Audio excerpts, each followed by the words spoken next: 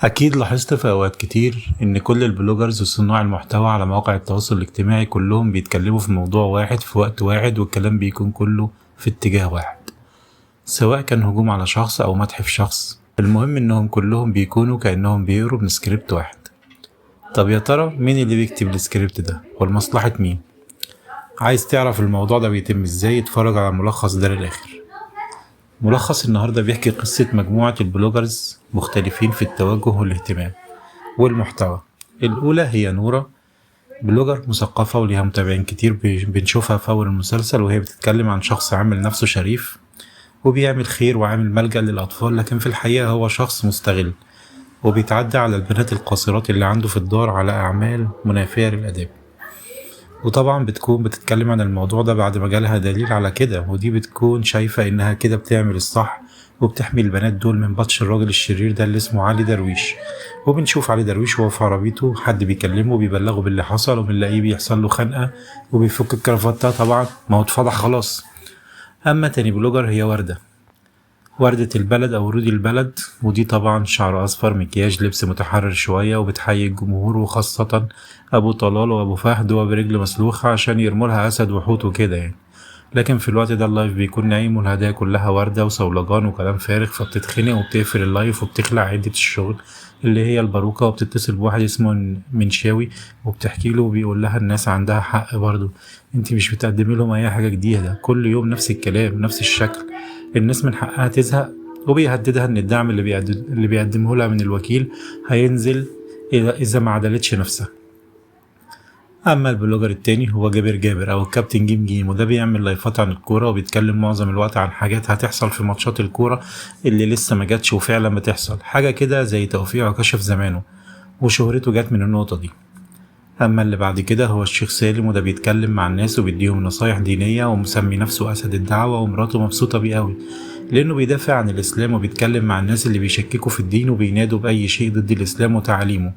ودول بيكون منهم منتصر، البلوجر اللي بعد كده اللي بيتكلم في فيديوهاته عن التحرر وعن ان النصوص الدينية دي نصوص قديمة مش لازم نلتزم بيها في العصر الحديث، وان الدنيا مش ابيض واسود بس في الوان في النص. وبنشوف راجل عجوز بيصلي في الجامع وبيلاحظ ان كل الناس مش بتسلم عليه ولا بتتعامل معاه كويس زي الاول، ولما بيسأل واحد منهم بيقوله ان الناس كلها زعلانة من الكلام اللي ابنه بيقوله على السوشيال ميديا، وده معناه انه معرفش يربيه كويس. وفي الوقت ده بتكون في مناظرة بين منتصر والشيخ سالم، وكل واحد منهم بيدافع عن وجهة نظره، وبيدخل والد منتصر وبيزعقله وبيطلب منه انه يبطل اللي هو بيعمله وان الناس كانت وشه بسبب الكلام ده، وبيشد معاه في الكلام وبيكون هيضربه عشان يأدبه. لكن هنا بتحصل المفاجأة، منتصر بيمسك ايد ابوه بقوة وبيمنعه انه يضربه، وساعتها اخت منتصر بتتدخل وبتقول له انت اتجننت، انت هتمد ايدك على ابوك؟ وهنا منتصر بيبص لابوه بصة جحود وبيقول له انه خلاص الضرب بتاع زمان ده ما ينفعش دلوقتي، وبيقول له انه هيسيب البيت ومش هيبطل اللي بيعمله ولا هيرجع عن اللي في دماغه. وساعتها ابو منتصر بيقول له لما اموت ولا تحضر لي غسل ولا تنزل لي قبر، ويوصي بنته انها لازم تنفذ الوصية دي بعد موته. والبلوجرز التانيين هم البلوجرز وزة وجلجل، ودول واحدة حلوة وجوزها دمه خفيف وشكلهم أساسا من الأرياف، بيفتحوا لايفات بيتكلموا مع الناس وهو بيقول نكت والناس بتحدف لهم هدايا. لكن اللي بيحصل في اللايفات مش دايما بيعجب جلجل، لأن ساعات الداعمين بيعكسوا وزة. ومرة واحد قال لها ارقصيلي، وساعتها جلجل بيقول لها بلاش اللايفات دي، احنا كده بنهزق نفسنا. لكن هي دايما بتفكروا بحياتهم قبل اللايفات وازاي كانوا مديونين وما عندهمش بيت كويس. وطبعا جلجل بيفضل ساكت ومستحمل بسبب الظروف، ولانه عارف ان الشغل لوحده مش هياكلهم عيش حاف. وبتحصل المصيبة الاكبر، ومدير جلجل في الشغل بيعرف عن موضوع اللايفات وبيقرر يرفضه. وهنا بيكون جلجل ما عندوش اي مصدر رزق غير اللايفات اللي بيعملها مع مراته، واللي بدأت يبقى فيها تهزيق اكتر ليه، لكن هو مضطر يستحمل. وبنشوف رودي عشان تلفت النظر وتعمل ترند بتطلع تعيط شوية وتمسك سكينة وتنتحر، بس كل ده طبعا بيكون تمثيل وبتتكشف خداعتها قدام الجمهور. وفي ناحية تانية بنشوف محامي كبير اسمه يحيى بيحاول يتابع اللي بيحصل ده ويفهمه، وبيعمل حسابات على كل المنصات، وبيلاحظ ان الناس دول اكيد كلامهم في موضوع واحد مش صدفة.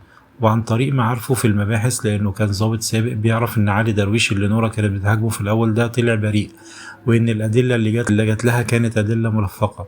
وكل البلوجرز دول رغم اختلاف توجهاتهم واهتماماتهم، إلا إننا هنلاحظ إن الشخص اللي كانت وردة بتكلمه اللي اسمه منشاوي ده هو اللي بيحركهم كلهم، وفجأة بيطلب منهم يتكلموا في موضوع معين أو يهاجموا شخص معين. ما عدا نورة، دي بنت ناس ومش محتاجة فلوس، دي كل اللي بيحركها هو رغبتها في كشف الحقيقة وفتح أي شخص مدلس مهما كانت حيثياته، مش بتخاف. لكن للأسف دوافعها دي خلتها ليها نقطة ضعف، بيدخلوا لها منها ويخلوها تتكلم في الموضوع اللي هم عايزينه من غير ما يدفعوا لها ولا جنيه. وبيكتشف بعد كده إن الهجوم رايح في اتجاه شخص تاني، وكل التوجيه ده جاي من شركة الميديا اللي بتدفع كل الفلوس للبلوجرز دول. لكن بيكون وراها شخص اسمه الوكيل، وبيطلع الوكيل ده هو مين؟ مراد مكرم، وهو اللي بيحرك كل ده من ورا الكواليس. لكن السؤال هنا هو ليه الوكيل ده بيدفع كل الفلوس دي وبيستفيد ايه من كده؟ وده اللي بيكتشفه الأستاذ يحيى المحامي، وبيحاول يعمل خطة لمحاربته، لأن نفس اللي حصل مع علي درويش بيحصل دلوقتي مع شخص تاني. وبرضه نورة هي اللي بتفضحه، لأن جالها فيديوهات مسربة ليه مع بنت كانت انتحرت، والانتحار ده كان بسبب إنها طلعت في فيديو مع الشخص ده واتفضحت. والمنشاوي بيطلب منها إنها تعمل فضيحة لواحد رجل أعمال اسمه أمير راشد، وطبعا كل ده عشان هتاخد فلوس كتير، وتوافق طبعا. نشوف نورة ومنتصر وهما بيقربوا من بعض وبيعملوا لايف مع بعض، وطبعا الوكيل بيستغل كل ده لمصلحته. وبنلاحظ ان معظم البلوجرز دول سايبين اهلهم وعايشين لوحدهم، وبيكافئوا ورد على انها بتسمع الكلام، ويعملوا لها وكالة وتجيب فيها بنات يعملوا لايفات وفيديوهات بس بدون حدود. وبنلاقي ان زينب وجلال بدأوا يلعبوا احكام، وبتعمل على راسه كيكة. وفي الوقت ده بيجي لهم صندوق فيه حاجات غريبة، دهب وماسكات ورقم تليفون، ولما بيكلموا الرقم ده بيلاقوها رودي، وبتعرفهم بنفسها، وبتعرفهم على حفلة خاصة بتعزمهم عليها، خاصة بكل التيك توكر، بس لازم يلبسوا لبس معين وماسكات. ولما بيروحوا بيحصل موقف ان واحد بيلمس وزة، وجلال بيتعصب وبيمشوا من الحفلة، ومنتصر ونورة بيروحوا ندوة وبيتكلموا. ولما بيخرجوا للناس، في ناس بتهجم على منتصر وتضربه، لكن بتعرف بعد كده ان كل ده كان مترتب من منشاوي. وتبدأ المعركة ضد أمير راشد وواحد لعيب كورة، لكن الهدف كان أمير راشد رجل الأعمال. وبيتسرب له فيديو مع بنته، وطبعا ساعتها بيتكلم مع رودي وبيسألها انت ازاي تاخدي من التطبيق تسجيلات. ونورة بيجيلها الفيديو ده وبتتكلم وتهاجم أمير راشد زي ما هاجمت علي درويش. وبعدها وزة بيجيلها مكالمة من رودي وبتطلب منها تقابلها في مقر الوكالة، لكن من غير ما جوزها يعرف. لكن جلال بيعرف وبيسمع الكلام، وبيركب تليفون مراته عشان يعرف هي هتروح فين. وبيعرف انها راحت للمنشاوي واتكلمت معاه، وبيقول لها انه هيطير رودي وهيحطها هي مكانها ويعمل لها تطبيق ليها، وبيعرض عليها فلوس كتير. وجلال طبعا سامع كل ده، وبيطلب من كل الناس اللي تبعهم يشتغلوا هجوم على امير راشد، وبيتخلصوا من رودي. وبنلاحظ ان الوكيل اللي بيتحكم في التكنولوجيا دي كلها ماسك تليفون صغير بزراير بدون نت، زي فكرة تاجر المخدرات اللي مش بيشرب حتى سجاير. وفي الوقت ده نورة بتعرف ان الفيديو اللي هي اتكلمت عنه متفبرك، وان الراجل اللي اتكلمت عنه مظلوم، وان علي درويش مات وانه بريء، وبتفهم انها تم استخدامها عشان تتكلم عن المواضيع دي. وزينب بترجع على البيت بتلاقي جلال مستنيها بعلقة سخنة، لكن الموضوع بيقلب منه بجد، وبيقتلها وبيتجنن، وبيفضل جنبها وبيتكلم معاها وعايزها تقوم تعمل معاه لايفات.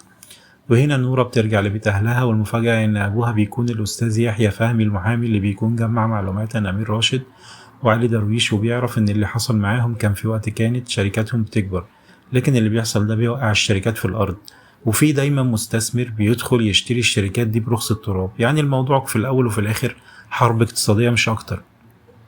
وبنفهم دلوقتي الوكيل ده بيجيب فلوسه دي منين، والوكيل ورجالته بيبدأوا الضغط من ناحيتهم أكتر. حتى جابر بتاع الكورة بيطلبوا منه يقول إن في ماتش بكرة وهيحصل فيه عركة، وإنهم هيفبركوا مشكلة كده حوالين الاستاد علشان الناس تصدق كلامه. وفعلا بيقول كده، لكن ابنه بيكون هو الضحية. وهنا الأستاذ يحيى وبنته بيبدأوا يهاجموا كل الناس اللي مع الوكيل ويوضحوا الحقيقة للجماهير، وفعلا الناس بتبدأ تسمعه، لكن الوكيل بيهكر حساباته وبيخلي الجانو تهاجمه. ومنتصر طبعا ما يعرفش ان نورة تبقى بنته، فبيتصل بيها وبيطلب منها تهاجم الراجل ده، لكن هي بتسمع منه. وفي الاخر بتفاجئه في لايف ان يحيى ده يبقى ابوها وانها فخورة بيه. وجلال بيفتح لايف وبيحكي على كل حاجة، وبيقول للناس انه قتل زينب. وساعتها الوكيل بيتكلم وبيقول لمنشاوي يهرب، وهو بيحجز اول طيارة على قبرص. ومنتصر بيعرف ان ابوه مات وهو غضبان عليه، وكل اعضاء الوكالة بيتقبض عليهم. وهنا بيخلص ملخصنا النهاردة. ولو وصلت معايا لحد هنا اعمل لايك وشير واشترك في القناة وفعل زر الجرس عشان يوصلك كل جديد، واكتب لي في الكومنتات رأيك في توغل السوشيال ميديا في حياتنا ايه.